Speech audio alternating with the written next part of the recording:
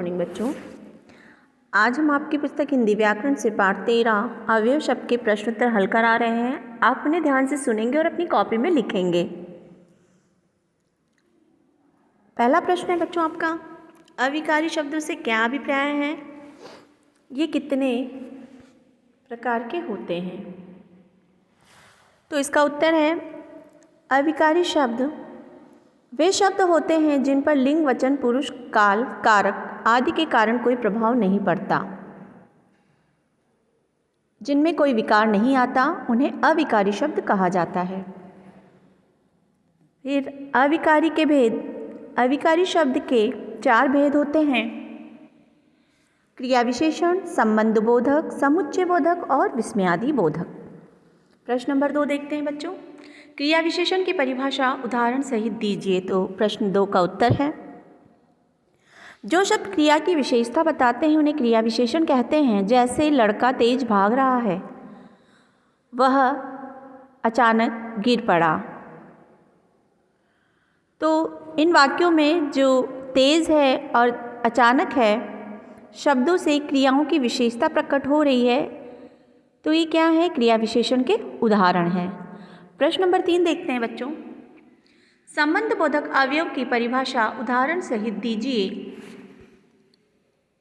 इसके भेद भी बताइए। किसके? संबंध बोधक अवयव।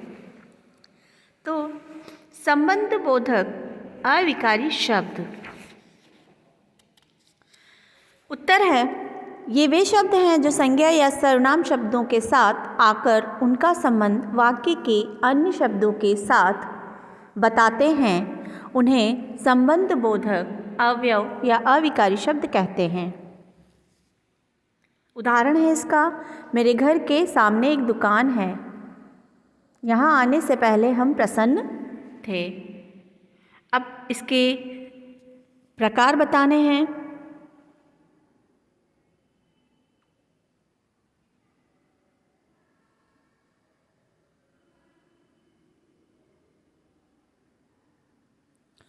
तो संबंध बोधक, इसके 2 प्रकार के भेद होते हैं।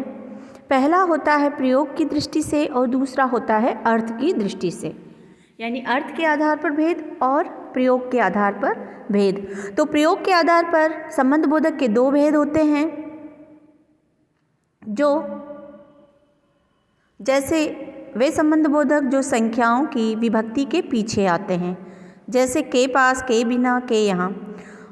और एक वो संबंध बोधक हैं, प्रयोग की दृष्टि से बता रहे हैं बच्चों, जो संज्ञाओं के पीछे बिना विभक्ति के आते हैं, जैसे विभक्ति नहीं लगती, जैसे तक, भर, पहले, पीछे।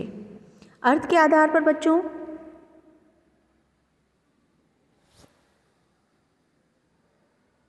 तेरह दिए हुए हैं आपको, लेकिन आपको इसमें भेद बताने हैं, तो सिर्फ आप भेद बता दीजिएगा प्रयोग के आधार पर और अर्थ के आधार पर। इतना लिख के आप छोड़ दीजिएगा।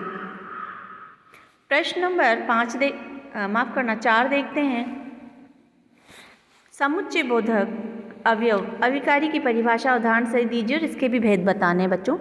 तो समुच्चय बोधक का उत्तर है प्रश्न नंबर 4 का, 2 शब्दों, वाक्यांशों या वाक्यों को परस्पर मिलाने वाले शब्द समुच्चय बोधक कहलाते हैं। इन्हें योजक भी कहा जाता है। उदाहरण है, जैसे पिताजी ने कहा कि मैं आज घर पर ही रहूँगा, वह चलता रहा इसलिए समय पर पहुँच गया। तो अब बताएंगे समुच्चय बोधक के भेद।